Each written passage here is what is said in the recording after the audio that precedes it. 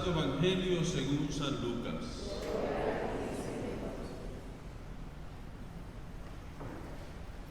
En aquel tiempo Jesús iba enseñando por ciudades y pueblos, mientras se encaminaba a Jerusalén.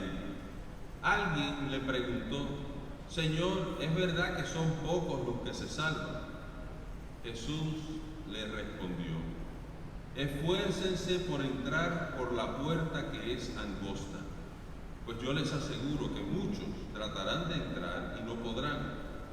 Cuando el dueño de la casa se levante de la mesa y cierre la puerta, ustedes se quedarán afuera y se pondrán a tocar la puerta, diciendo: Señor, ábrenos. Pero él les responderá: no sé quiénes son ustedes.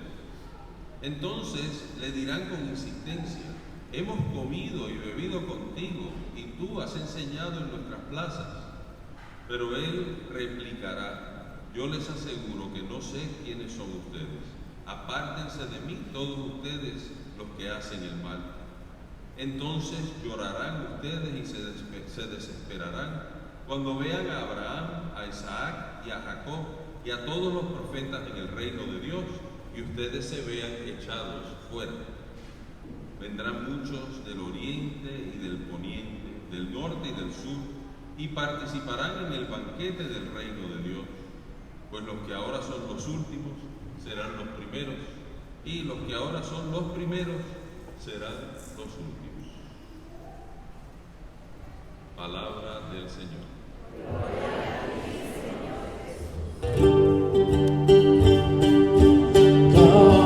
Gracias porque me has sanado.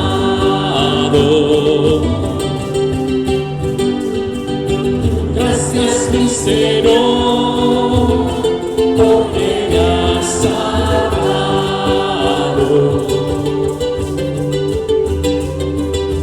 Gracias porque me has salvado. Gracias, mi Señor, porque me has salvado.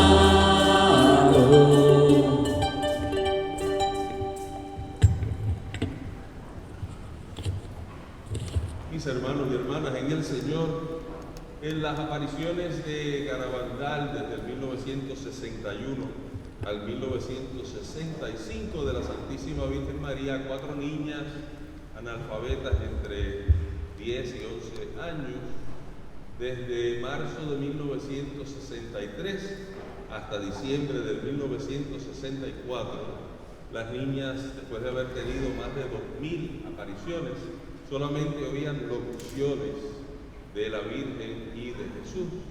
Y en una de las locuciones, a la mayor de las 4 niñas, Conchita, ella hablaba con Jesús después de la comunión y le preguntaba: después del milagro, ¿será para que se conviertan muchos? Y Jesús en la locución le responde: no, Conchita, para que se conviertan todos. Pudiéramos decir que el tema de la misa de hoy, de las lecturas, es que Dios quiere que todos nos salvemos.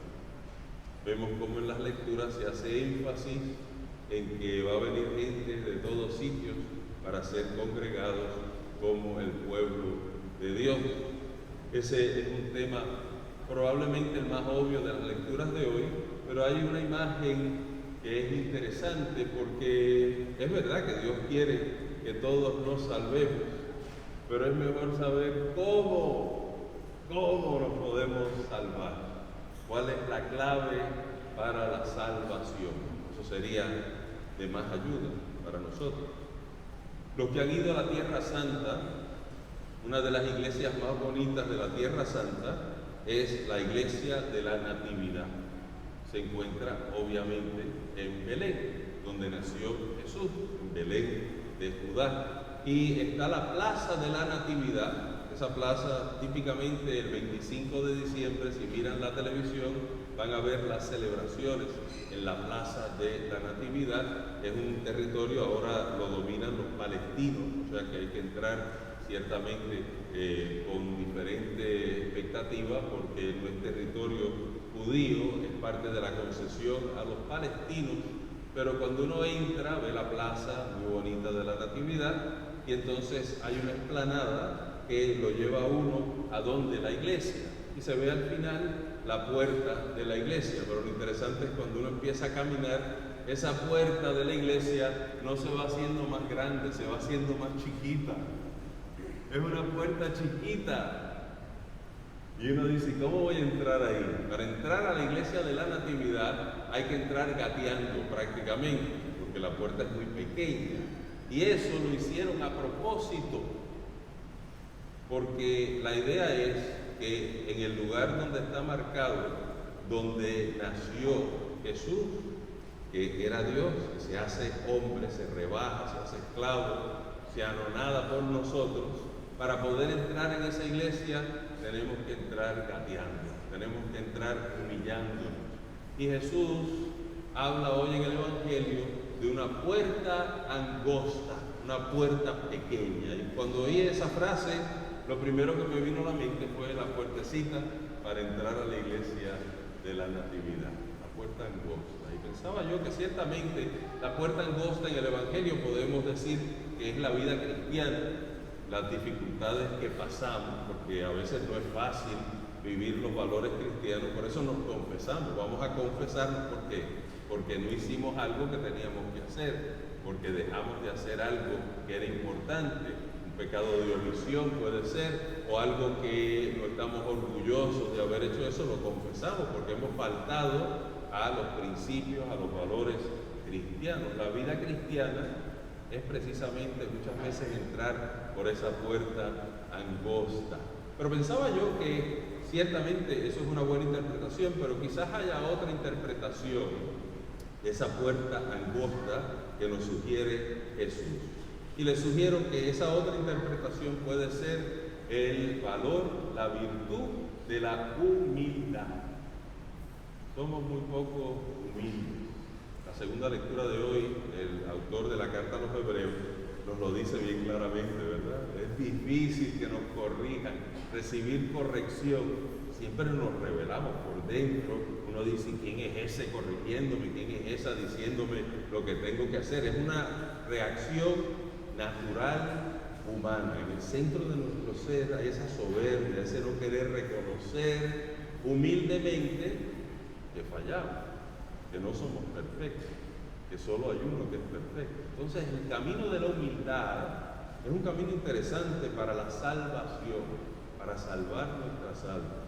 El ser humildes para poder recibir el regalo de la salvación. Fíjense que en cierta manera Jesús tenía una predilección por los humildes.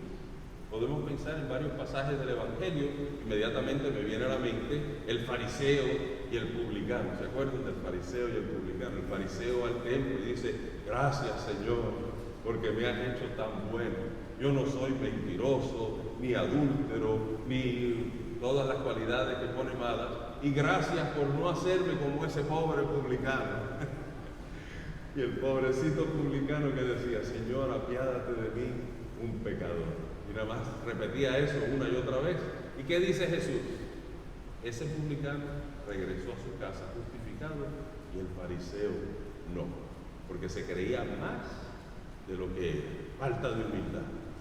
Entonces es importante que aprendamos esa lección. Fíjense que en la vida de Jesús esos ejemplos están durante toda su vida hasta el final, porque inclusive en la cruz, ¿cuántos tenía Jesús crucificado a su lado? Los dos famosos ladrones. Uno le llamamos el buen ladrón. Eso es una contradicción, no hay buen ladrón, eso no existe, ¿verdad? Una contradicción, pero nosotros en nuestro folclore católico, el buen ladrón, probablemente el buen ladrón era un criminal, era alguien que era un rebelde, había un revolucionario que había matado posiblemente porque mereció la pena de muerte. Pero el buen ladrón, el arzobispo Fulton Sheen siempre decía, nació ladrón y murió ladrón. Porque ¿qué fue lo último que se robó? El cielo. Se robó el cielo. ¿Y qué hizo para robarse el cielo? El otro estaba criticando a Jesús. Si tú eres el Hijo de Dios, bájate de la cruz y bájanos a nosotros también. Y el buen ladrón que le dice, no le tienes miedo a Dios, teniendo su propio suplicio, compartiendo su suplicio. Y fíjense lo que dice después, nosotros nos merecemos esta muerte. Acepta su falta, su pecado, acepta que sí, que había fallado, humilde. Y después se vuelve a Jesús y le dice, Jesús, acuérdate de mí cuando llegues a tu reino. Y Jesús le responde inmediatamente, te aseguro, hoy mismo estarás conmigo en el paraíso. O sea que, fíjense, esa humildad del buen ladrón se gana el cielo por ser humilde. Era un desgraciado, un criminal, pero en el momento clave, se puede decir, en su cama de muerte, puede acudir a Dios con humildad, reconociendo lo que es. Entonces, hoy ese es el llamado, esa puerta angosta, que podemos interpretarla de muchas maneras, es el camino de la humildad. El otro día estaba leyendo, porque ayer fue la fiesta de San Bernardo Abad, y estaba leyendo del libro que les recomendé, de la familia que alcanzó a Cristo. En la introducción está muy interesante porque hay una monja cisterciense que está hablando en la introducción, y la monja dice, no me gustan esos libros que han escrito sobre San Bernardo, porque lo único que hablan es de lo bueno que era y los milagros que hizo y todo lo que hacía, y como no caía en nada. Y un ejemplo que dice, uno de los libros decía que San Bernardo tenía los ojos tan puros que no sabía ni cuántas ventanas había en la capilla de su monasterio. Y la monja cisterciense dice, eso a mí no me importa, yo soy monja, estoy en un convento y yo tampoco sé cuántas ventanas hay en la capilla de mi convento, pero eso no me va a hacer santa. Yo no quiero saber los milagros de San Bernardo, yo lo que quiero saber es cómo llegó a ser santo. Linda, ¿verdad? La interpretación, cómo llegó a ser santo, cuál fue su camino. Y el camino de la humildad es un camino seguro para llegar al cielo. Entonces, lo que yo quiero es no dar una definición de la humildad, sino cómo podemos prácticamente vivir la humildad. El arzobispo de Nueva Orleans tiene una definición que es muy práctica, que se presta a actualizarla, a vivirla, y es buena, porque él dice que hay tres cosas que tenemos que saber sobre la humildad. Todos queremos ser más humildes.